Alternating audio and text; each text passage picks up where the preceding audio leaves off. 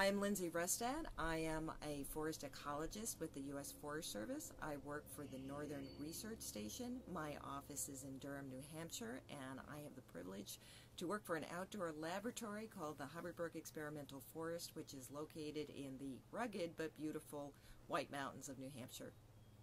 What I'm curious about is how forests function.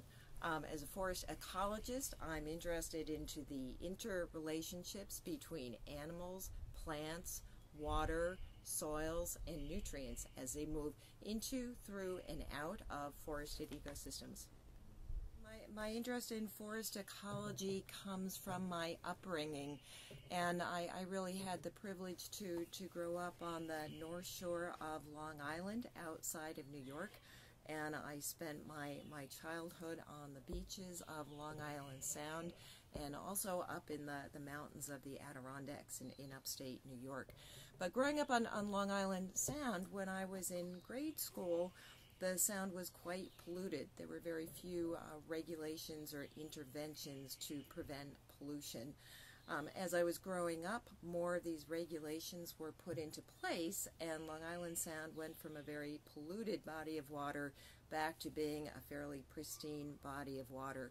So it was a wonderful example for me growing up in how people cause problems, recognize the problems, pose solutions, and were able to clean up some of the issues that they'd started.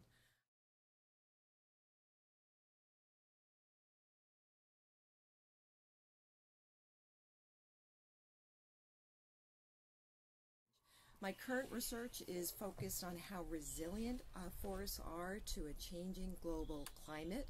I'm interested in how long-term changes in climate can impact forest ecosystem health and sustainability, and also how short-term extreme events, right, like hurricanes, heat waves, cold waves, ice storms can impact forest ecosystems. And we're coming to learn that these extreme events can have an equal or greater impact on forest ecosystems than the long-term gradual change in, say, temperature or precipitation.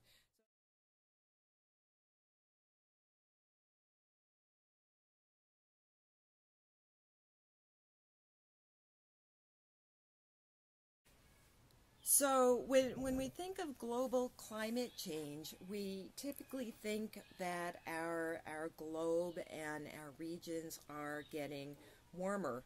And that is indeed true, but we're also changing many aspects of our climate. And ironically, we're changing the background climatology that sets us up for the frequency of severe ice storms.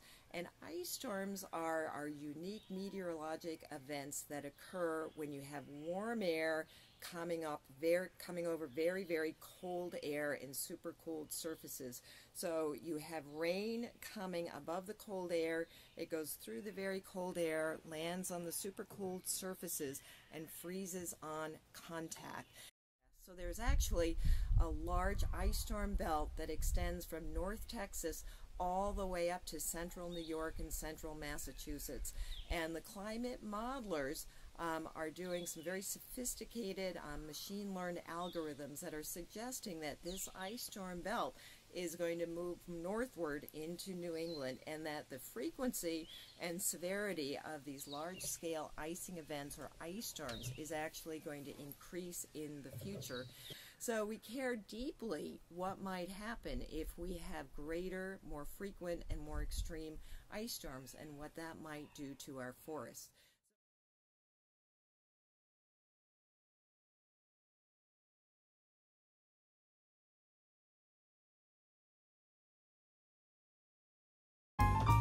Visit the Natural Enquirer website for more information.